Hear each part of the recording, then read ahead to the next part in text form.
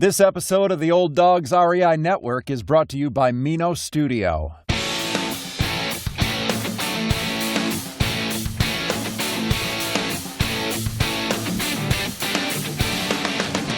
Welcome to the Old Dogs REI Network, where cash flow is king. Real estate investing, the means, so you can enjoy your retirement dreams. This is the show where we cut right to the chase. No sales pitch, no long monologues, just simple how-to real estate investing advice, so you can earn the passive income you need to enjoy your retirement today.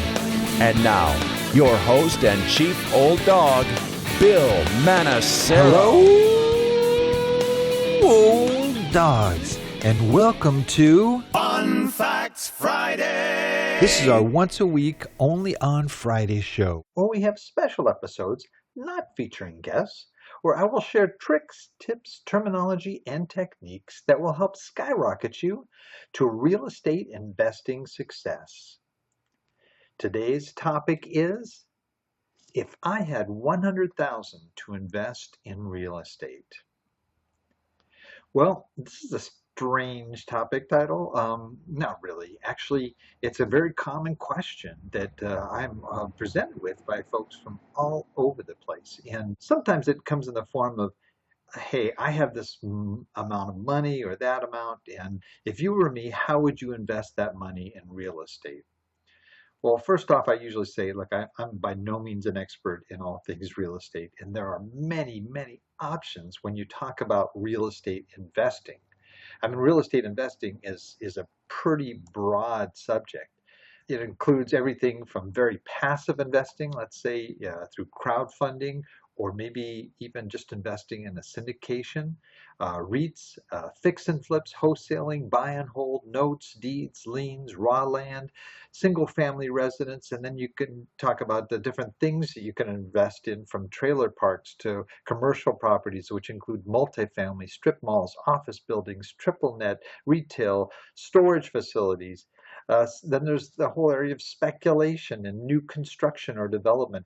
I mean, real estate investing is a very, very broad term. So when I'm talking about real estate investing, at least when people talk to me, I let them know, look, I'm a buy and hold guy. That's really what I do, is I buy real estate. I create steady streams of cash flow through rental properties. That's really my focus. So I feel, at least in the least bit, if you're doing rental properties, how would you invest $100,000? Let's just take a look at that. And I think another thing we have to be aware of too is how are you investing? People invest for different reasons in buy and hold. Some, it's strictly cash flow. They're trying to get the best cash flow they can. Some, it's an equity play. They're looking at investing, buying low, and eventually selling high and making a big, killing at the end of it.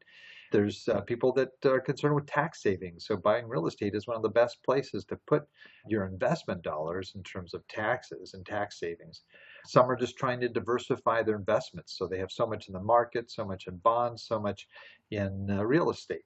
And then some are looking at short-term returns, some are looking at long-term returns. So that's really a key thing. So the kind of question you want to ask are what are you looking for? More cash in your pocket on a monthly basis? Are you looking for a tax-sheltered way to save for the future or for retirement? Are you looking for the best investment return, your ROI, your return on your investment? Or are you looking for just a steady passive income flow for now and in the future?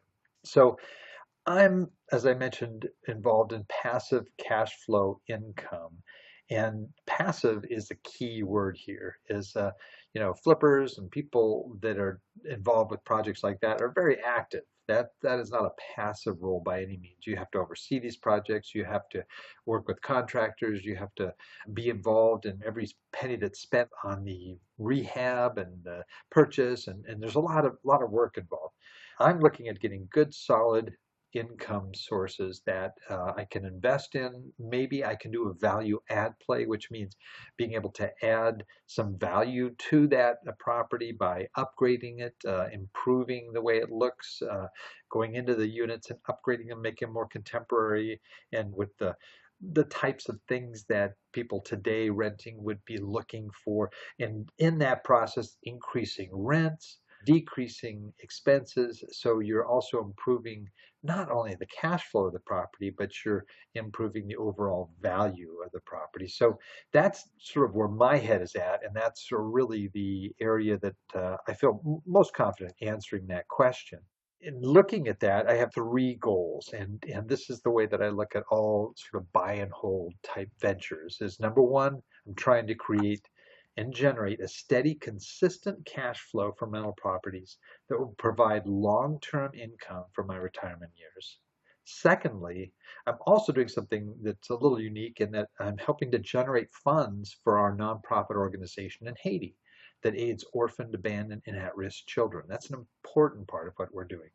And finally, I want to create and build a legacy that I can hand down to my children and grandchildren. So for me, I am a buy and hold investor, but I know exactly what I'm hoping to generate out of the investments that I make. So taking that under consideration, what would I do with $100,000? I looked at three different options here. I looked at, okay, if I have 100,000, I could buy a house for 100,000, and that house would generate income monthly. I wouldn't have to worry about a mortgage payment. I still have property tax and insurance and the other expenses, but I'd get a pretty good cash flow because I wouldn't have to worry about a mortgage payment. But at the same time, there'd be a drawback. I'd be tying all my money up, and so I wouldn't have anything else left to deal with any capital expenses. Maybe I need a new roof or something of that nature. I'd have to be tucking away part of my cash flow to be able to do that. Also, I don't get the advantage of being able to deduct interest on my mortgage as well, which is a real advantage. That's kind of what that would look like. I could buy a home for $100,000. The rent on a $100,000 home, for example, on any home, you'd look at 0.8 to 1.1% of the value of the house. So that could be $800 to $1,100. So I would probably say, let's look at the rent somewhere around $850 or $900, somewhere in that range. And then you have to look at your regular ongoing expenses. So you've got, property management. Again, I'm a passive investor, so property management is going to be part of that. Repairs and maintenance, which are generally 2% of the income. Cleaning, trash, landscaping. If there's plumbing issues or anything of that nature, you'd have to take care of. Then there's the unexpected stuff that you just never know. You have a water heater that goes out. You have a tree that roots that went into the sewage lines. So you always have to have funds set aside for those things. And then you're always going to have your property taxes and your insurance. So there's a thing that they call the 50% rule that is just a way of looking at how to allocate your money when you're estimating your return on investment. There are no hard and fast rules on, let's say, for example, monthly maintenance costs for rental properties, but Fannie Mae suggests a property owner allocate roughly 2% of the property value annually.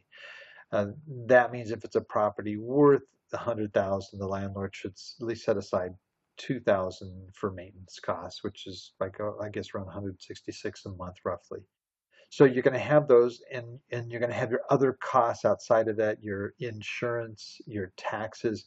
So roughly, I would say that cash flow on a $100,000 property in that range is probably going to be 300. If you can get 300 out of it, that's really good. And that's averaging it out over the many months. So that's keeping your expenses low, and letting the tenants absorb as many of those expenses as possible. And then you just taking care of the things that you have to. So that's one option, buying a house for cash. Another is, well, why not take that 100,000 and divide it by 5, okay, which would be 20,000, and buy 5 houses for 20,000 down. Now, if you could, get that kind of a down payment on there, you're going to have to still finance, the 80,000 left, but you could get 5 houses for the same 100,000. You'd have to get 5 mortgages, and you're going to have 5 property tax payments, 5 insurance payments, and you're also going to have all the other expenses, the maintenance and repairs in there. Again, now we're changing the ratio a little bit. You're not going to get $300 left over because now you've got a mortgage payment. I'd say if you're doing really well if you can get $100 a door. in that kind of a situation after expenses. Now, the first one you're looking at of getting $300 a month in cash flow. This one, though, you can look at getting $500 a month because if you're getting $100 a door, which I think would be a good return, you would be in great shape. Now, you're going to have for the first, you'll have a property worth $100,000. For the others, you're going to have a property worth $500,000, which property is worth $5,000. Now, you won't have that full amount. You'll only have the equity in it, but you won't have the full value of the 500, but you will have properties worth collectively a lot more than just the $100,000 house. Plus, you'll have the advantages of the deductions that you're going to get for your mortgage. Both properties you can still, like the one property, or as opposed to the 5, you'll still get depreciation. So you'll have some other key things in there, but you'll be making $500 a month as opposed to $300 a month, which is pretty nice. Plus, you'll have some really good deductions in there too, and you'll have properties that hopefully, if you bought right, will appreciate and will be worth more than just $500,000. And my final choice would be to take the $100,000 and to use it as a down payment on a 15-unit apartment that sells for $500,000. This is a viable means of investing as well. Now, the difference is you don't have the 5 mortgages, the 5 property tax payments, you don't have the 5 insurance payments, 5 different landscape bills. You've got it all condensed into one property.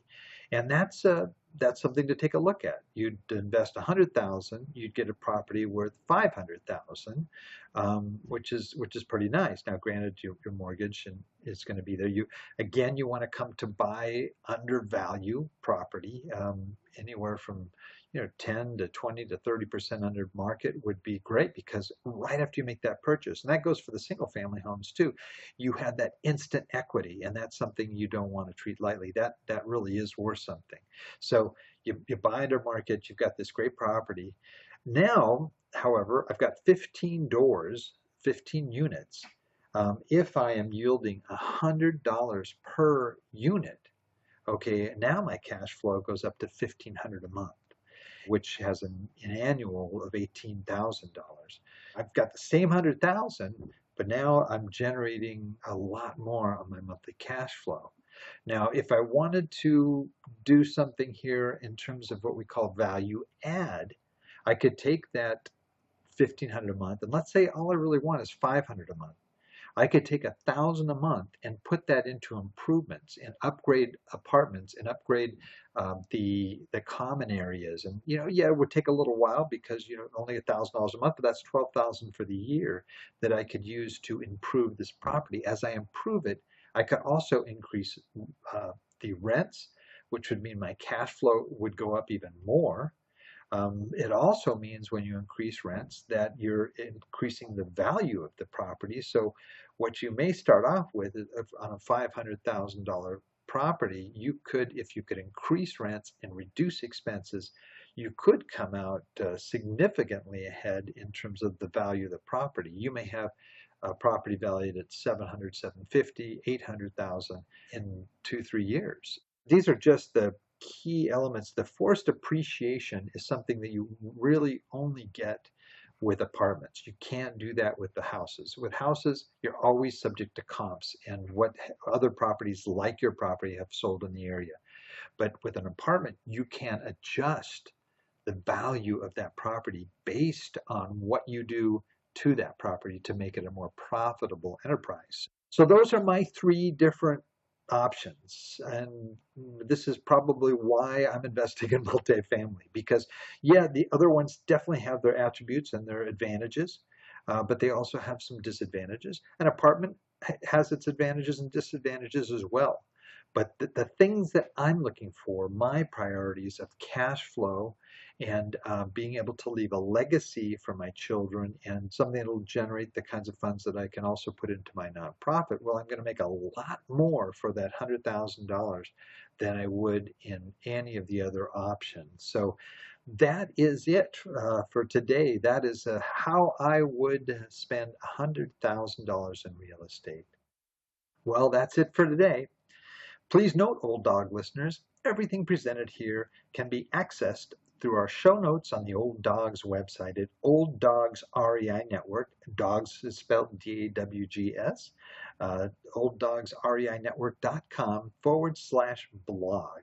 And in the blog section, you'll be able to access the show notes on this, and you can sit down and do the math yourself. I'll try to put a little spreadsheet in the show notes as well that'll show you how I worked up these rough numbers. So until next time, remember, cash flow is king, real estate investing the means.